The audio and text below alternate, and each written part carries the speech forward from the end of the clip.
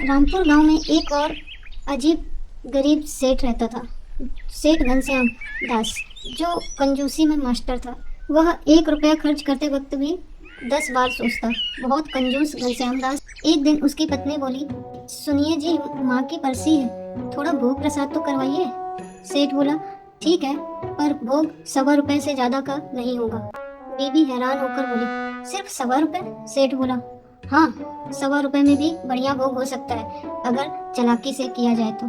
सेठ आया पंडित मुरलीधर के घर, जो पूरे गांव में जाना जाता था अपने झोल और सच्चाई के लिए। जब सेठ ने उसे बुलाया तो बोला, पंडित जी, मेरी माँ की बरसी है, भोग करवाना है, लेकिन बजट है 1.25। इतने में अगर आप करा सकते हैं तो करा दीजिए।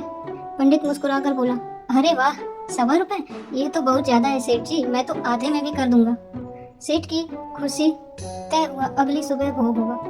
अगले दिन भोग शुरू हुआ। पंडित ने सिर्फ 1 केला, 1 रोटी और थोड़ी चीनी से पूजा कर दी। सेठ बहुत खुश हुआ। वाह पंडित जी, आप तो सच में बचा लिए मेरे पैसे। तो 1.25 से कम में भी भोग लगा दिया आपने। पर असली खेल अभी बाकी था। पंडित मुरलीधर ने शाम होते होते पूरे गांव में खबर फैला दी। सेठ घनश्याम दास ने अपनी माँ की बरसी पर सिर्फ 1.25 का भोग दिया। माँ के नाम पर बस 1 केला। गांव वालों ने हंसना शुरू कर दिया। सेठ की माँ की आत्मा भी शर्मा गई होगी। अब गांव में सेठ की कंजूसी के चर्चे शुरू हो गए।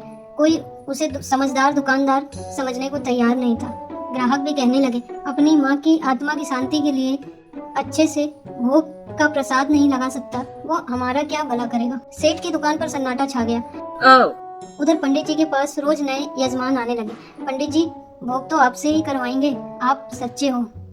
सेठ को समझ आ गया कि उसकी कंजूसी ने उसकी इज्जत और दुकान दोनों का भोग लगा दिया। अगली सुबह सेठ खुद पंडित जी के पास गया। पंडित जी, अब की बार पूरे गांव को भोज दूंगा और भोग 1100 रुपए का करवाऊंगा, पर अब मेरी माँ को चैन मिलना चाहिए। Yes. पंडित मुस्कुराकर बोला, और आपकी दुकान को भी। अपनों की श्रद्धा में कंजूसी नहीं, दिलदारी चाहिए, और कभी कभी 1.25 पूरे समाज में आपकी कीमत तय कर सकता है। Thanks for watching. Please one like and subscribe.